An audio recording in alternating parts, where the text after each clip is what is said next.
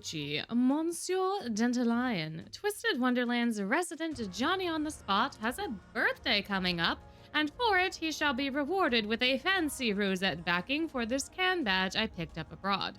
As is tradition, this is not a birthday pin because I do not have a shred of foresight, and we're going with a design that will hopefully be emblematic of Rook's name for the hyena, because I think it's really cute.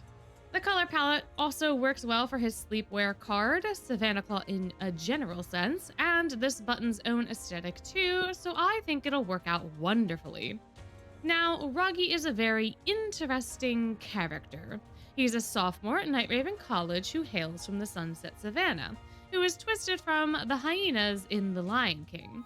His best subject is animal linguistics. He's a member of the Spell Drive team, and he absolutely loves donuts.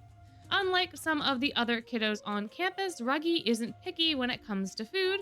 As long as it isn't rotten, it's fair game. And this, combined with a few of Ruggie's other characteristics, like his penchant for part-time jobs, starts to paint a pretty decent image of his character.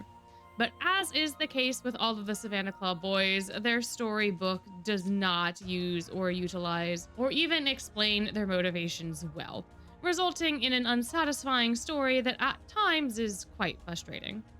For a very long time, I wrote Ruggie off as a broke college student, an archetype of that common experience. And while I knew he had a rough upbringing, it never really clicked in my brain just where he came from and how that informed not only his actions but his motivations.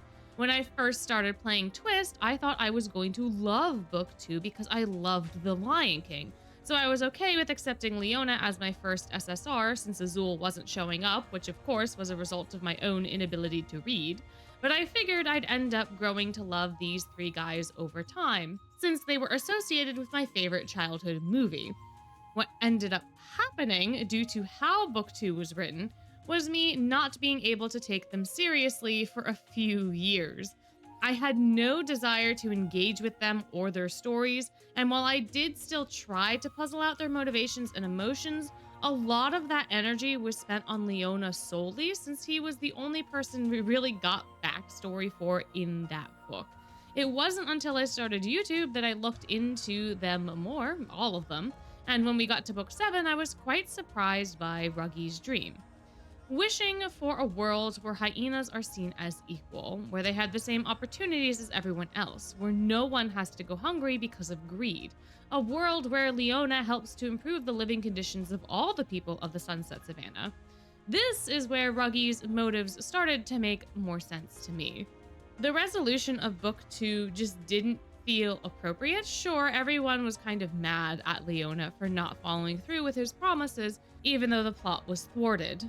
Giving up in that moment is a middle finger to the rest of the group, and I can understand the frustration with those characters wanting to continue forward despite the setback they were facing. That all made a lot of sense. But it seemed very strange to me that even in that moment, they would all still be holding on to Leona and trying to get him involved in their plot instead of abandoning him to his own devices. Savannah Claw very much felt like a survival of the fittest type of place. A place where if someone falls, another person comes in and takes their place. Leona leaving is frustrating and annoying, but that doesn't mean that the rest of the team can't go on without him. And I expected something similar to that given what the hyenas end up doing to Scar at the very end of the movie. They do hold him accountable, but in a vastly different way than the kiddos in Savannah Claw. They were still looking to Leona to lead. The hyenas turned on Scar to end him because of his dishonesty. And so that obviously is a very important distinction, but also there was no way that they were all going to turn on Leona like that. This is a Disney game after all. And we needed Leona around for book 3. In that moment, though, I couldn't fully understand what was happening and why Ruggie was so willing to continue with Leona, why all these kiddos were so willing to still be on that bandwagon, and why they were even okay with doing that to begin with, given that the plot that they were enacting was always so short-sighted. When the manga came out, my empathy for Ruggie grew, and the panels which showed his childhood in the slums completely clarified his position in all of that for me. I never really understood why he was so willing to do all those illegal things just for a chance to win this game, just because Leona asked him to. But if doing so could create a world similar to his dream, to show that the underdogs can win, to show that even kings can be toppled by the common folk, that there is a power in the people, a true power, a power that should be respected, that's something that I can get behind, and that sentiment solidifies the will of not only Ruggie, but all of the other Savannah Class students. It makes way more sense to me now that Ruggie would have been aligning himself with Leona in the way that he was, taking on the work like he does, and contributing towards that goal in that book because the end result just might be the world of his dream. Even if it's something that's fractionally similar, it still would have been a huge win, and I cannot fault him for hoping for that. In the same vein, I also cannot deeply relate to the personal circumstances of Ruggie given my own upbringing, but I can relate to his underdog nature, and I imagine a lot of other folks do as well, especially with the world being as it is right now. It almost feels like some of the problems we're facing are Malleus's, and due to this, it can be incredibly difficult to figure out what we can do to resolve them. Whether the issue is big or small, collective or personal, what sort of strategy is there to topple such a foe? Can that even be achieved? These are all the same questions posed by Savannah Claw in Book 2, questions that Leona seeks to solve, and questions that folks like Ruggie have been asking for way longer than that plot's specific conflict has been around. I am not advocating for violence, of course. I don't think causing a stampede is the solution to the world's problems, nor is it even the solution in Book 2's plot, because Malleus can just, fly. I do, however, think we can find a bit of hope in Ruggie's mentality and drive that can perhaps help someone move forward, because that's the lesson his character brought me. Despite everything, Ruggie hopes for a future where others in his community do not have to endure the same suffering that he has. A future where people are treated equally and fairly. And that comes with a lot of other benefits, like a stable food source, for instance. This hope doesn't detract or distract from his reality, though, as Ruggie seems to understand that individually he's not going to be able to systematically change things. So instead, he focuses on what he can do. He takes on all sorts of jobs to keep himself and his grandma afloat. He takes up whatever free things he can to maximize his gains, and he's not afraid to maybe skim a little extra off the top when it makes sense to do so. Ruggie's pragmatic, resourceful, and willing to do whatever it takes to ensure success. Yet at the same time, he never forgets his community, sharing his good fortune with them over winter break by using the money he saved to clear out the discounted food from the mystery shop to take home and distribute. He may be moving and shaking, but he's not forgetting his dream or his overarching goal. If there is anything he could do to possibly create a sliver of the reality that he's hoping for, then Ruggie's going to take action to do that thing. And this is where I've really come to admire him. This sense of hope that is within his character, I think, is very important for people to have in general. It's not idealistic in the same sense as Nej, for instance. Nej is very kind and heartwarming, but there doesn't seem to be a lot of realistic thinking within a Nej, at least from the little bit that we get to see. Ruggie, on the other hand, thinks realistically. Yes, he has this dream, but he knows that there are things that he has to do to get there, and he knows that he's going to need help. He's not waiting for it to happen, he's taking action, and I think that that's very important. I also think it's pretty easy to write off his character as a mooch, someone who is sticking around Leona solely for the benefits, who is only taking on these jobs for his own benefit. This read is even easier to do when you don't have any of the additional context of his dream in Book 7 or the other supplemental materials surrounding him, and even the Savannah Claw novel paints Ruggie's motivations in a more negative and selfish light.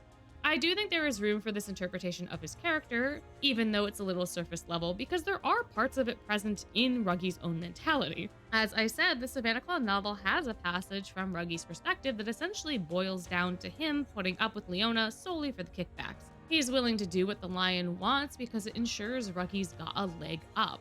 If it didn't, there wouldn't be any reason for Ruggie to waste his time sucking up to the lion. And while this is a pragmatic mindset, it can also be viewed negatively. There is a fine line that Ruggie walks between all these different factors, between his own self-interests and the world that he desires. You can't idealize everything, but there are also moments where you have to stand up for what you believe in. You may not be guaranteed another meal, but that doesn't mean you should hoard all the food you have right now solely to yourself.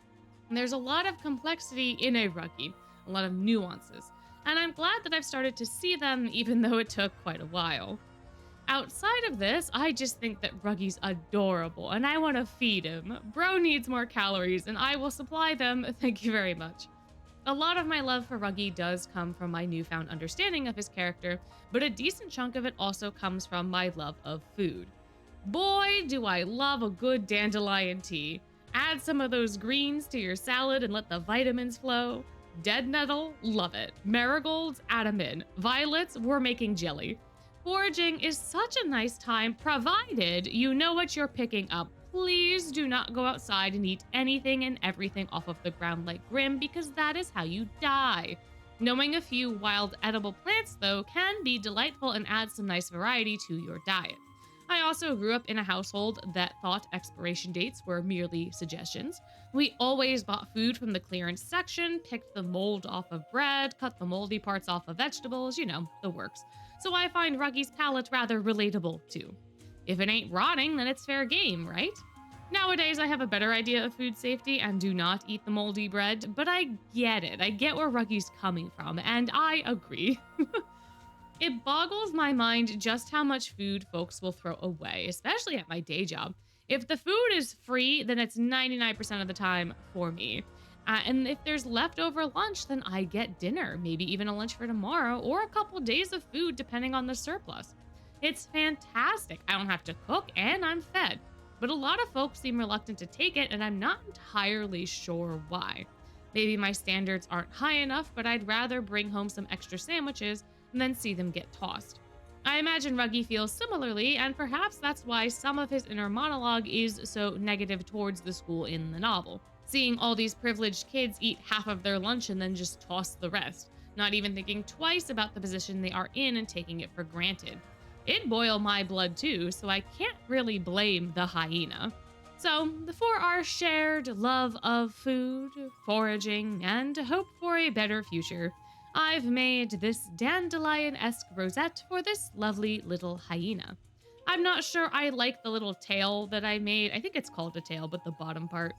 But I do like the top part, and I think it does evoke the flower for which Ruggie is known best. So happy birthday to Ruggie, and a hearty thanks to you for sticking around to the end. If you enjoyed watching this craft and listening to me ramble, then please let me know with a comment down below. If you'd like to see more content like this in the future, let me know that too, but if comments aren't your thing, you could always like and subscribe instead. Now, before you go, I just have to remind you that you're amazing, and I hope you have a wonderful day.